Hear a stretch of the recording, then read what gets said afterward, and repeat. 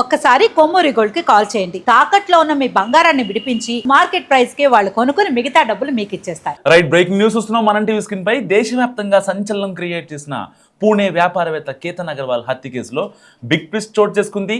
సియా, చేతన్ ఇద్దరికి ఉరిశిక్ష పడే అవకాశం చాలా క్లియర్గా కనిపిస్తోంది.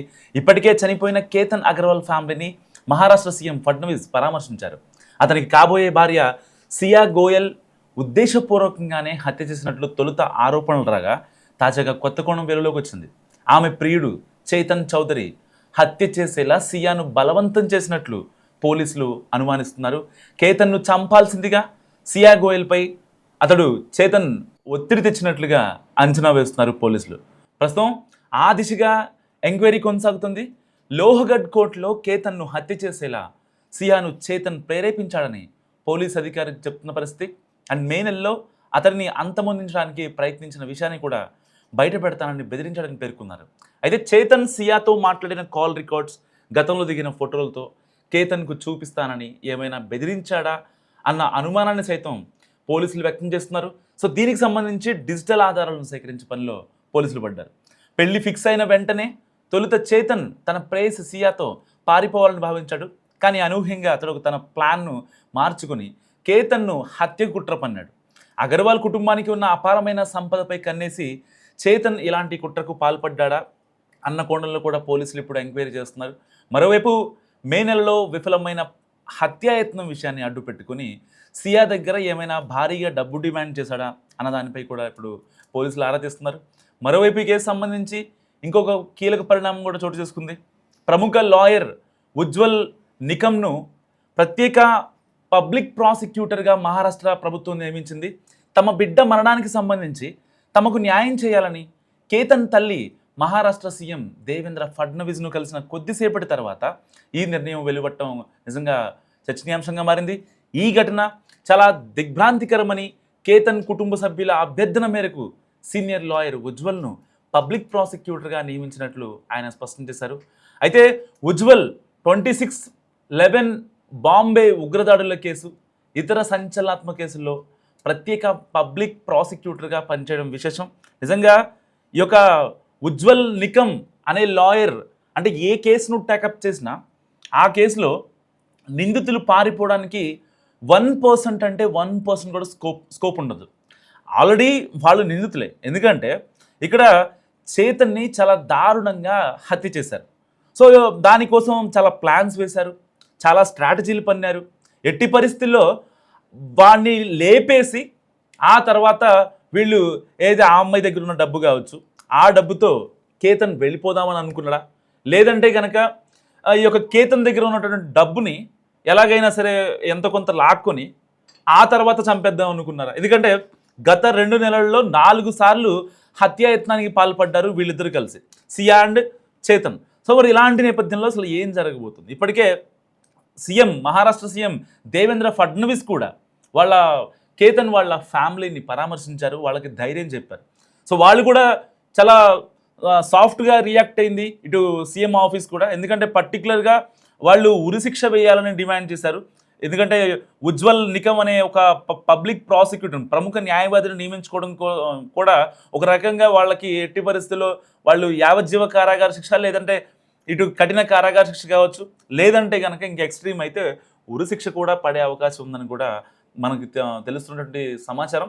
అయితే ఇటు సీఎం ఆఫీస్ని కూడా ఇటు కేతన్ అగర్వాల్ ఫ్యామిలీ ఒకటే రిక్వెస్ట్ చేశారు, కొంచెం ఫాస్ట్ ట్రాక్లో విచారణ జరిపి ఎట్టి పరిస్థితుల్లో వాళ్ళకి ఉరిశిక్ష పడాలని కూడా కేతన్ అగర్వాల్ ఫ్యామిలీ ఎవరైతే ఉంటారో వాళ్ళంతా కూడా మాట్లాడిన సిచ్యువేషన్. సో మరి ఇలాంటి నేపథ్యంలో అంటే ఇంత దారుణం చేసిన, అంటే పెళ్ళి వద్దు అనుకుంటే వద్దు అని ఆల్రెడీ వాళ్ళ అమ్మ నాన్నకి చెప్పే స్కోప్ ఉంది.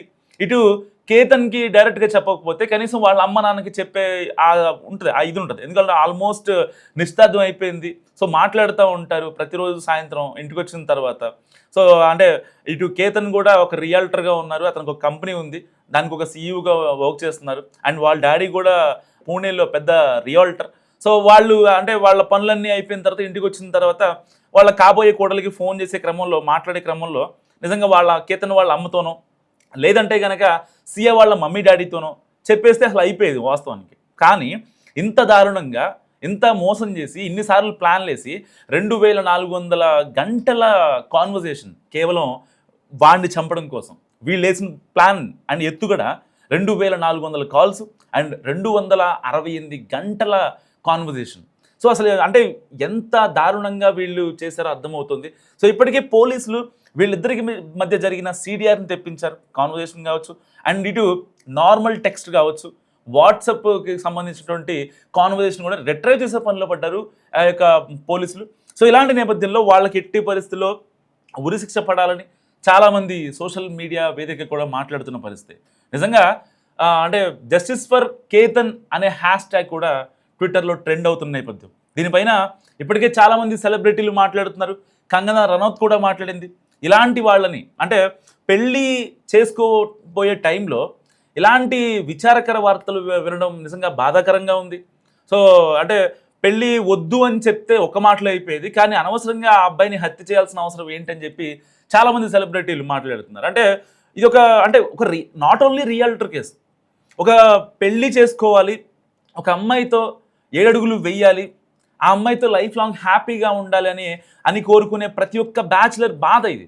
అంటే ఒక్క రియాల్టర్ కాబట్టి లేకపోతే వాళ్ళకి డబ్బులు ఉన్నాయి కాబట్టి ఎట్టి పరిస్థితుల్లో వాళ్ళకి సీఎంలతో పిఎంలతో వాళ్ళకి ఆ కాంటాక్ట్స్ ఉంటాయి, పోలీస్ ఆఫీషియల్తో ఇంకా పెద్ద పెద్ద లాయర్లతో సంబంధాలు ఉంటాయి, డబ్బు ఉంది వాదిస్తారు, లేకపోతే వాళ్ళ ఉరిశిక్ష పడేస్తారు అనేది కాదు.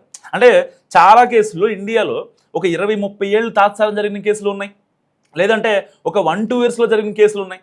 ఎప్పుడో 1995లో ఒక యాక్టర్ చనిపోతే, ఒక హీరోయిన్ చనిపోతే రీసెంట్గా ఒక 1 ఇయర్ బ్యాక్ వచ్చింది ఆ స్టేట్మెంట్, అయితే ఫైనల్ జడ్జిమెంట్. ఆ నిందితుడికి యావజ్జీవ కఠిన కారాగార శిక్ష విధిస్తూ, అంటే దాదాపుగా ఆల్మోస్ట్ అవి ఒక 4 ఇవి ఒక 25 అంటే 29-30 ఏళ్ళ వెయిటింగ్, సుదీర్ఘ విచారణ తర్వాత 30 ఏళ్ళ తర్వాత కోర్టు జడ్జిమెంట్ ఇచ్చింది.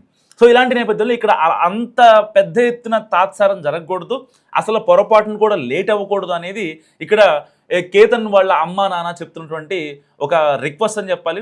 సో ఇలాంటి నేపథ్యంలో చాలామంది అంటే ఇటు సోషల్ మీడియాలో ఎవరు మాట్లాడినా అసలు చంపేయాలి, హత్య చేయాలి అనే పాయింట్కి ఎందుకు వెళ్ళింది, లేకపోతే అసలు ఎందుకు ఆ అమ్మాయి అంత ఎక్స్ట్రీమ్గా ఆలోచించింది, ఒకవేళ ఈ వీళ్ళనే చంపేద్దాం అనుకుంది కదా, ఒకవేళ నిజంగా రేపొద్దున వాడితో ఏమైనా ఇబ్బంది అనుకోండి ఫర్ ఎగ్జాంపుల్, వాడిని కూడా చంపేస్తుంది కదా.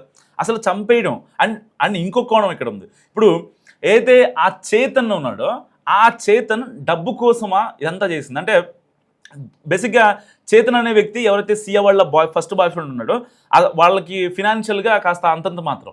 సో తాను ఈ అమ్మాయిని సియాని పెళ్లి చేసుకుంటే అంటే పెళ్లి చేసుకోవడం మీన్స్ ఇంట్లో వాళ్ళకి చెప్పకుండా లేచిపోయి వెళ్ళిపోతే ఆ అమ్మాయి దగ్గర ఉన్న ఆస్తి మొత్తం తనకే వస్తుంది. ఎందుకంటే సియా ఒక్కటే అమ్మాయి, వాళ్ళకి దాదాపుగా ఒక 4-5 కోట్ల వరకు ఆస్తి ఉంటుంది సియా వాళ్ళకి.